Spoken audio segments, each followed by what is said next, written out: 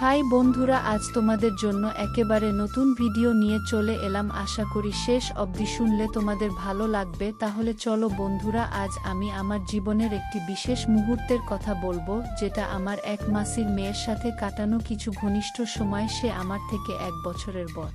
আমার ভালো নাম অভিরূপ, সবাই আমাকে অভি বলে ডাকে, আর আমার মাসির মেয়ের নাম সুমিত্রা, সবাই ওকে সুমি বলে ডাকে, এবং আমিও তাই বলে ডাকতাম। আমরা ছোটবেলা থেকেই অনেকটা মিশুকে এবং অনেক খেলাধুলা করতাম। যখনই দেখা হতো আমাদের, তবে ওরা আমাদের বাড়ি বেশি আসতো, আমি কম যেতাম, কারণ আমার ছোটবেলা থেকে অনেক টিউশনি পড়তে যেতে হতো। তাই ও এলেই আমি খুব খুশি হয়ে যেতাম। আমরা সবাই ছোটবেলায় অনেক কিছু খেলেছি, তবে খেলতে খেলতে আমাদের ছোটবেলাটা ধীরে ধীরে শেষ হতে ধীরে ধীরে আমরা বড় হতে লাগলাম, এবং ওর শরীর দিন দিন আকর্ষণীয় হতে লাগলো।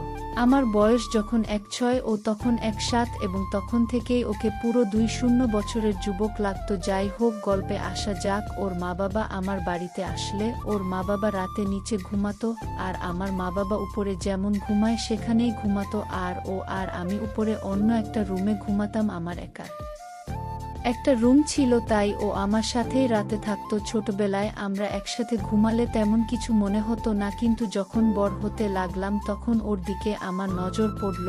আমরা একই চাদরের নিচে ঘুমাতাম। শোয়ার পর আমি ওর দিকে তাকিয়ে থাকতাম, আর ওকে নিয়ে অনেক কিছু মাথায় আসতো, যেন মনে হতো এখনই মিউজিকটা শোনাতে বলি, কিন্তু আমি একটু লাজুক, আর পরিবারের কথা ভেবে সাহস করে ওসব কিছুই করিনি। ও যখন 1-9 বছর, আমি ওকে কতবার স্নান করার পর দেখেছি ভেজা গায়ে, পরনে শুধু একটা গামছা নিয়ে জড়িয়ে বাথরুম থেকে বেরোতো। তখন ওকে পুরো আগুন লাগতো, আর ও আমার দিক তাকিয়ে হালকা হাসি দিয়ে ড্রেস চেঞ্জ করতে চলে যেত। তখন যে কিভাবে নিজেকে কন্ট্রোল করতাম সে শুধু আমি জানি। তারপর রুমে গিয়ে একবার হাতের কাজ করে এভাবেই চলতে থাকলো আমাদের জীবন। দেখতে দেখতে ও এইচএস পরীক্ষা পাশ করে গেল, তারপর ওর বিয়ে হয়ে গেল ভালো পরিবারে।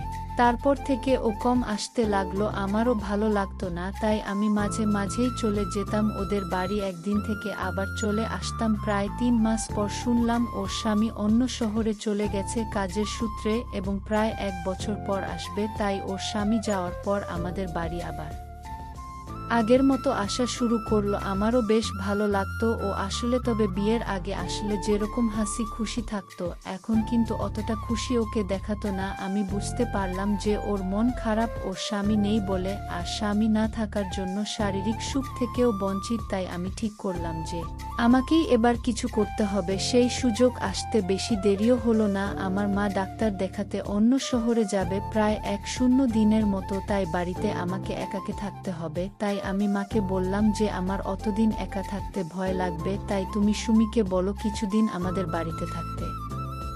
মা তাই করল, আর সুমিকে থাকতে বলল। সুমিও রাজি হয়ে গেল। মা বাবা বেরিয়ে গেল ডাক্তার দেখানোর জন্য, আর সুমিও চলে এলো। মা সুমিকে সবকিছু বুঝিয়ে দিয়েছে, কোথায় কি আছে আর কবে কি রান্না করতে হবে বাড়িতে। এখন আমি আর সুমি একা রান্না বান্না করে। সুমি এবার আমাকে বলল সে স্নান করতে যাচ্ছে। আমার মাথায় তখন পুরনো কথা মনে পড়ল। তখন আমি ইচ্ছে করে বললাম আমারও তো হয়নি স্নান করা, আমিও যাই তাহলে। তখন সুমি বলল যে একসাথে কিভাবে স্নান করব, আগে আমি করি তারপর তুই করবি। আমি আর কথা না বাড়িয়ে বললাম যা, তবে তাড়াতাড়ি বেরোবি। সুমি মাথা নেড়ে চলে গেল। আমিও কিছু নিলাম ওকে দেখার জন্য, কিন্তু আমাদের বাথরুমে কোথাও থেকে কিছু দেখা যায় না, তাই আমিও কিছু দেখতে পেলাম না। একটু পরে সুমি আমাকে ডাকলো আর বলল যে ওর শাড়ি বাথরুমে নিয়ে যেতে মনে নেই, তাই আমাকে বলল তার শাড়িটা দিতে। আমি তার ব্যাগ থেকে একটা হালকা শাড়ি নিয়ে তাকে হাত বাড়িয়ে দিলাম। ও ভেজা গায়ে কোনো রকমের শাড়িটা জড়িয়ে বেরিয়ে এলো। সুমির চুলগুলো ভেজা, শাড়িটা হাঁটুর উপর পর্যন্ত জড়ানো, আর হালকা ভিজে যাওয়াতে পুরো লেফটে আছে। আবারও সেই দিকটা আমার নজর কাটছে, তবে আগের থেকে সুমি একটু বড় হয় এছে। আমি তো দেখে পুরো হা করে তাকিয়ে রইলাম। সুমিতা বুঝতে পেরে বলল আর দেখিস না, না হলে মুখে মাছি ঢুকে যাবে বলে হেসে রুমে চলে গেল। আর এদিকে আমি বাথরুমে গিয়ে কাজ করে স্নান সেরে বেরিয়ে এসে খেতে বসলাম। দুজনে দেখি সুমি সেই শাড়িটাই পরে আছে, আর কিছু পরেনি। আমি তো শুধু ওর দিকে তাকিয়ে আছি আর খাচ্ছি। দেখতে দেখতে খাওয়া শেষ হলো আমার। তারপর সুমি বল দুধ খাবি? আমি তো শুনে অবাক। আবারও সুমি বল কিরে খাবি দুধ? আমি মাথা নেড়ে সম্মতি দিলাম। তারপর সুমি বল গ্লাস এ রাখা আছে, খেয়ে নে। তখন আমি বুঝলাম সুমি গরুর দুধের কথা বলছিল, আমি তো অন্য কিছু ভাবছিলাম। আমি তখন তাকে বললাম, তুই খাবি না? সুমি বলল সে দুধ খায় না, খাওয়ায়। আমি অবাক হয়ে জিজ্ঞেস করলাম, বুঝলাম না তোর কথা। সুমি বলল, তুই বুঝবি না, যা। আমি আর কিছু বললাম না। তারপর দুপুর হয়ে রাত হয়ে গেলে আমরা রাতের খাওয়া শেষ করে এবার শুব। তাই আমি ওকে জিজ্ঞেস করলাম, কোথায় শুবি? সে বলল, যেখানে খুশি। আমি বললাম, এখন তো তুই আর আমার কাছে শুবি না। সে বলল, কেন? আমি বললাম, তোর বিয়ে হয়ে গেছে, তুই কি আর আমার সাথে শুবি নাকি? সুমি বলল, না, শোয়ার কি আছে, আমরা তো আগে একসাথেই শুতাম। আমি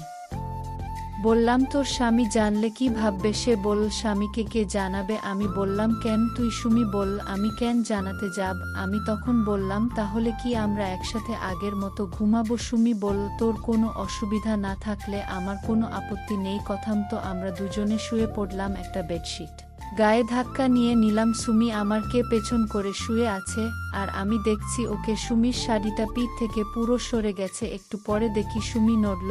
আমি ওর পিঠ থেকে হাত সরিয়ে নিলাম। আমি চুপচাপ শুয়ে থাকলাম আর ঘুমানোর নাটক করলাম। সুমি আমার দিকে ঘুরে শুলো এবং হঠাৎ করে তার ডান হাতটা আমার উপর স্পর্শ হলো। সে চমকে উঠল আর তার হাত সরিয়ে নিল। তারপর একটু সময় আমাকে দেখলো আমি ঘুমিয়ে গেছি কিনা। তারপর আমি তাকে কিছুই বুঝতে দিলাম না, জেগে আছি বলে। কিছুক্ষণ পর সুমি নিজেই গান করতে করতে কাজ শেষ করল। এরপর সুমি ঘুমিয়ে পড়ল আর আমিও। পরের দিন সকালে উঠে দেখি একটু পরে সুমি উঠল আর তার শাড়িটা ঠিক করে নিচে চলে গেল রান্না বান্না করে। আবার আগের দিনের মতো আমাকে বলল সে স্নান করতে যাচ্ছে। আমি বললাম ঠিক আছে। তারপর সুমি বলল, তুই করবি না? আমি বললাম, তুই করে আয়, তারপর আমি যাব। সুমি বলল, আজ তুই আমার সাথে যেতে পারিস। আমি তো শুনে অবাক। সে বলল, তবে একটা শর্ত আছে। আমি বললাম, কি? সুমি বলল, তোর চোখ বন্ধ রাখতে হবে। আমি রাজি হয়ে গেলাম। সে একটা রুমাল এনে আমার চোখ বন্ধ করে দিল। তারপর সে আমাকে নিয়ে বাথরুমে এলো। তারপর আমাকে বলল, দাঁড়া, তোর জামা কাপড় খুলে দেই। আমি একটু লজ্জা পাচ্ছিলাম, আমারও মজাও হচ্ছিল। সুমি আমার জামাটা খুলে দিল। প্রায় 1 মিনিট আমাকে স্নান করালো। আমার চোখ তখনও বন্ধ। তারপর সুমি দাঁড়িয়ে শাওয়ার চালিয়ে দিল আর আমার চোখ থেকে রুমালটা খুলে দিয়ে বলল, নে, এবার তোর নতুন বুকে ভালো করে স্নান করিয়ে দে। তারপর ওকে ভালো করে সাবান মাখিয়ে স্নান করাতে লাগলাম। স্নান সেরে বললাম, কি পরবি? সে বলল, কিছু তো না পরলেও হয়, এমনিতেও বাড়িতে তুই আর আমি ছাড়া আর কেউ নেই। আমি বললাম ঠিক আছে বলে ওকে কোলে তুলে নিলাম আর বাথরুম থেকে বেরিয়ে এসে সুমিকে আমার বেড এনে শুয়ে দিলাম। তারপর সুমি কাজ করায় চিৎকার করতে লাগলো। তারপর জামা কাপড় পরে খাওয়া দাওয়া করলাম। রাত হলো, আবার ডিনার সেরে শুতে গেলাম দুজনে। তারপর থেকে যতদিন ও আমার বাড়িতে ছিল ততদিন খুব কাজ করেছি দুজনে, যেন আমরা দুজন স্বামী স্ত্রী। এইভাবে কয়েকদিন যাওয়ার পর ও বাড়ি চলে গেল। কিন্তু ও আমার কাছে না থাকলেও রোজ ভিডিও কল করে চ্যাট করতাম আর মাঝে মধ্যে ওর বাড়ি গিয়ে 1-2 দিন থেকে কাজ করে আসতাম। বন্ধুরা, ভিডিওটি ভালো লাগলে লাইক, কমেন্ট, শেয়ার করে এই চ্যানেলটি সাবস্ক্রাইব করে পাশে থেকো।